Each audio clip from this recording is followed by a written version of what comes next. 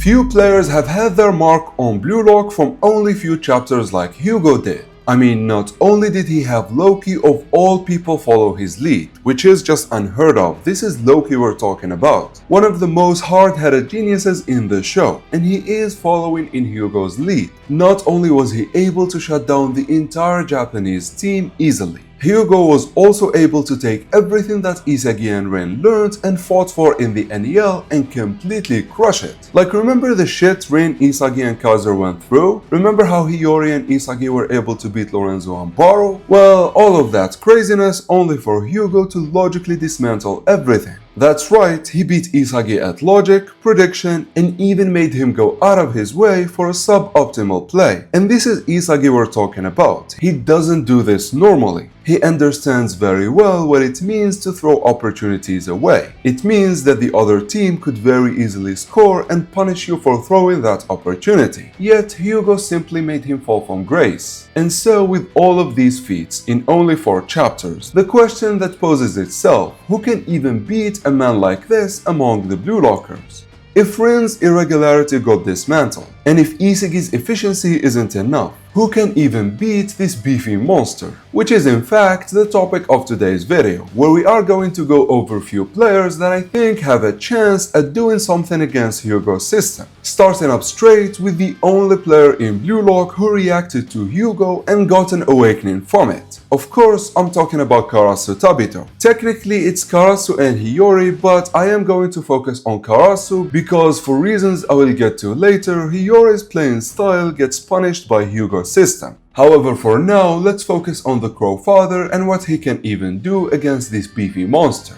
Ever heard of the saying, fight fire with fire? Well, that's the premise of me choosing Karasu. You see, him and Hiyori are one of the few players in Blue Lock who embrace their true abilities to be in perfect suitability. And you have to understand, setting Hiyori aside, Karasu has always been the best at this. He always knew his limits and strong points, meaning he always was on Hugo's path. Maybe not to the extent of the French monster, but he always aimed for perfect suitability whether he knows it or not. And at the same time as doing this, him and Aiku remain the only talented learners in Japan right now who can actually keep up with Isagi's level of thinking. Other talented learners simply can't do it. Even insane ones like Ryo and Hiyori are falling behind Isagi in the level of thinking. However, Karasu and Aiku have no issue keeping up with Isagi's level of thinking. But as we all know, Aiku is a special case. Aiku by his nature is the analytical type. Karasu, on the other hand, does it in a completely different style. He is the exact opposite of Isagi, and we have the confirmation for this that happened right before the Nigerian game, where things got really heated between Karasu and Isagi due to the difference in points of view. I mean, sure, they trust each other and all of that, but they can't help but look at things from a different perspective. Isagi was recklessly pushing the team to follow in his footsteps, which is fine with geniuses because they can always mutate to reach the required level. I mean, to be frank, they live for something like that. Bachira looked at Isagi once and knew what bro wants immediately. But for talented learners, the process requires an extensive thought and adaptability, which in certain cases, like with Karasu and Hiyori, it might collide with what they want at that moment. Or hell, like we've seen with Karasu specifically, he is against the process itself. And I don't know if you noticed this, but this is at the core of the current issue. Hugo has Blue Lock by the throat due to them over-relying on Isagi's efficiency. And so I feel like it's the perfect time where they should try a different route that is as efficient as Isagi, but totally different.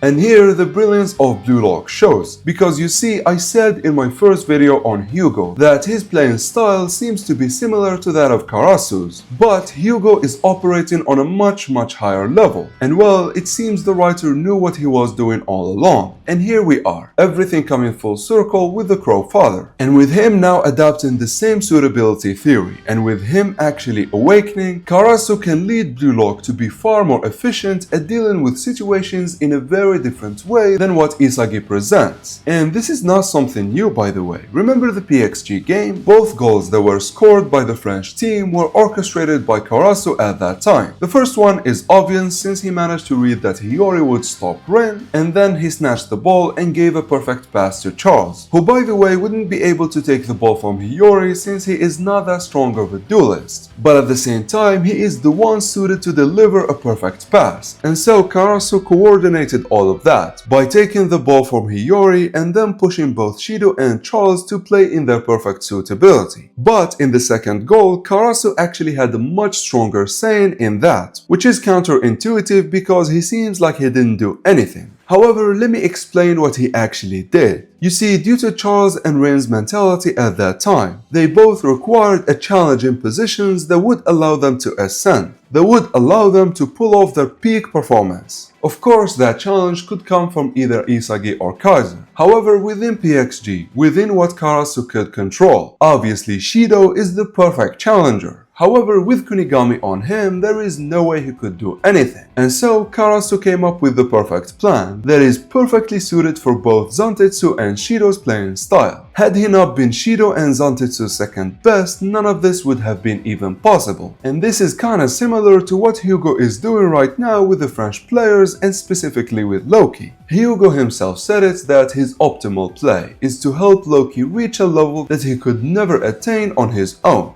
And that's precisely what Karasu did with Shido. Now obviously what Hugo is doing right now is on a much higher level, but hey, Karasu now awakened and there is no telling of how high he is right now. And so to me, Karasu is definitely the perfect player to save Japan. Maybe not to win, but at least to stop the game from turning into a massacre. By of course fighting fire with fire. In fact, I am banking everything on this, to the point the remaining players I have chosen all would work with Karasu in order to do something against this beefy monster known as Hugo. The first of which is obviously Shido. I mean, who better to work with Hiyori and Karasu other than the demon himself? First of all, Shido and Karasu already make a perfect team. Karasu understands Shido very well, and he can push him beyond what he can do by himself. But, and before anyone comments this, I understand that much like Isagi, Shido would suffer at the hands of Hugo due to him being freedom type. And of course this is because Hugo is the ultimate form of restriction. That's the reason why I said at the beginning of the video, I don't think Hiyori would be able to keep up with Karasu specifically because he is freedom type.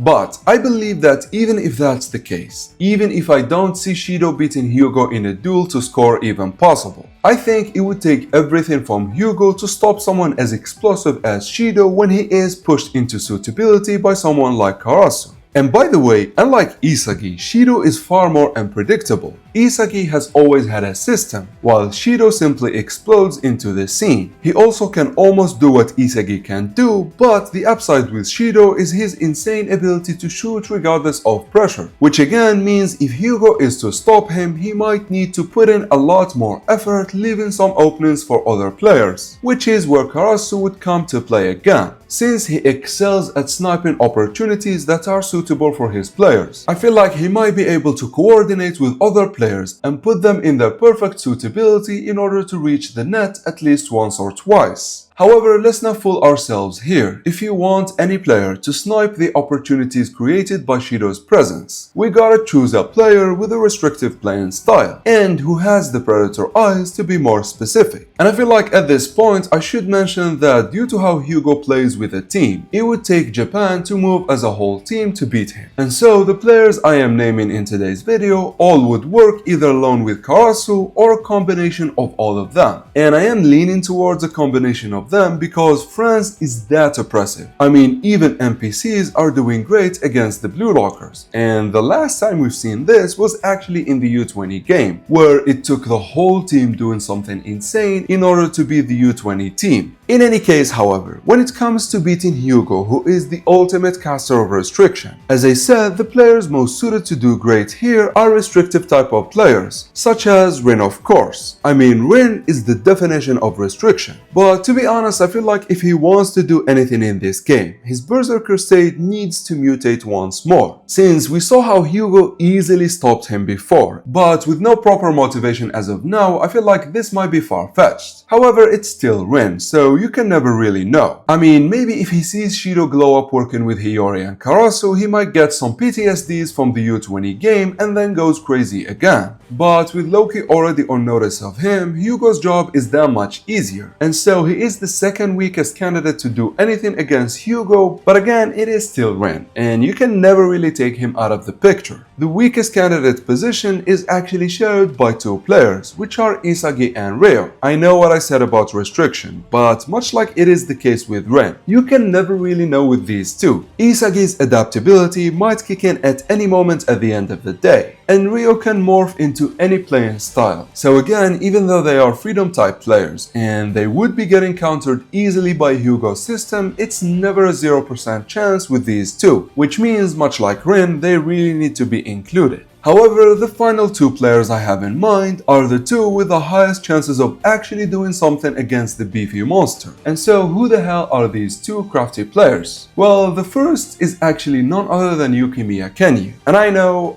How could Yuki even cut it if Isagi and Rain couldn't? Well, to be honest, much like I said with Karasu, the PXG game proved that Yuki is a great restrictive player. Remember the way he used Isagi to counter Karasu? Well, if Karasu is similar to Hugo, Yuki might be able to do something similar. And I know, trust me, I know. The difference is level is insane. Hugo honestly could not be compared to PXG Karasu even if the playing style is similar. But think about it this way, with the help of Isagi and now awakened Karasu, I feel like Yuki is such a perfect fit. He can all of a sudden and all on his own use what Karasu, Hiyori and Isagi have built and burst with his individuality to the gold box. And then maybe Loki would intervene because I doubt France would not have his number in their mind. However, if Karasu is monitoring from the shadows, even if Yuki can't score, much like the case with Shido, he can utilize the sinking ship to break Hugo's system. From there, Karasu can pick up the opportunity for Shido, Rin, or the final player on today's video. But before we get to him just yet, I still need to mention something with Yuki. You see, the blind sinking ship still has the predator eyes, and so an individual run with the help of Karasu, Hiyori and Isagi keeping Charles and Hugo at bay might lead to a swift kill shot from Yuki's predator eyes. Again, Loki might intervene, but much like we've seen with Rin, Loki cannot stop the predator eyes from a very close range. And with that, it would be like all the stars aligning for Yuki. And to be honest, nothing would make me happy more than seeing that. More than seeing Yuki get the respect that he deserves. Well, nothing would make me happier except one thing done by the final player on this list. Of course, you already knew this, I'm talking about Barou,